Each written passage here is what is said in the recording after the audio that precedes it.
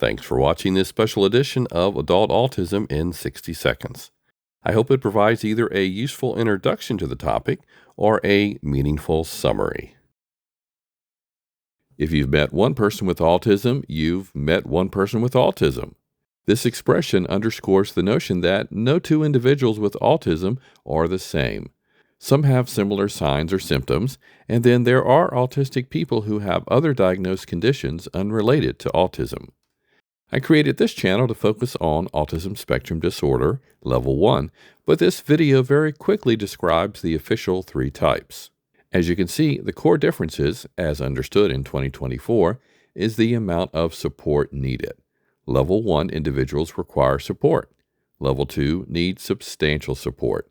And Level 3 requires very substantial support. Though the images show children, the information applies to adults. In the next 3 videos, I will go into more detail about each. For now, you can check the description for links to material for greater details. ASD Level 1 is the first of 3 possible categories a child or adult can be diagnosed on the spectrum. What's meant by spectrum? Most think it's similar to the visible light spectrum, but it's not. Instead, viewing it as needing different degrees of support is more accurate. So words like mild, low, or high functioning are generally not preferred. While the amount of support can vary day to day, the reasoning for support being necessary is because of these common characteristics of Level 1. They might experience challenges around initiating social interactions, display atypical or unsuccessful responses to the social overtures of others, and appear to have decreased interest in social interactions. They might experience challenges with organization and planning. Finally, if others interrupt a ritual, they might resist or be annoyed by it. The description has links for more details. ASD Level 2 is the second possible category an adult or child might be diagnosed with. As previously noted, it has to do with how much support is needed. This second level grouping requires substantial support overall, and yet how that plays out one moment may differ than how it plays out another moment, somewhat like the concept of having good and bad days. There are marked deficits in verbal and nonverbal social communication. Even with supports, the social impairment is apparent.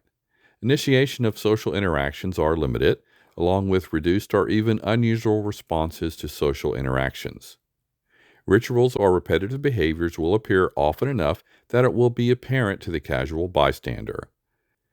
Besides being annoyed or resisting interruption, their distress or frustration will be more noticeable than Level 1 individuals.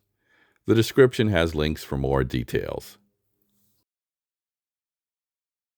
Level 3 autism spectrum disorder is the final category children or adults could be diagnosed on the spectrum.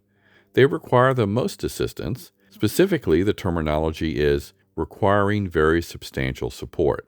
But as is true for the other levels, the amount of support could vary day to day, meaning they might be able to do something without as much help one moment, but not another. Common features of Level 3 are severe deficits in verbal and nonverbal communication to the extent that functioning is greatly impaired. Initiation of social interactions is infrequent, and responses to social overtures is minimum. There is noticeable interference with functioning because of preoccupations, fixated rituals, and/or repetitive behaviors. Additionally, distress is very obvious to others when rituals or routines are interrupted, and there is nearly always a quick return to them. The description has links for more details.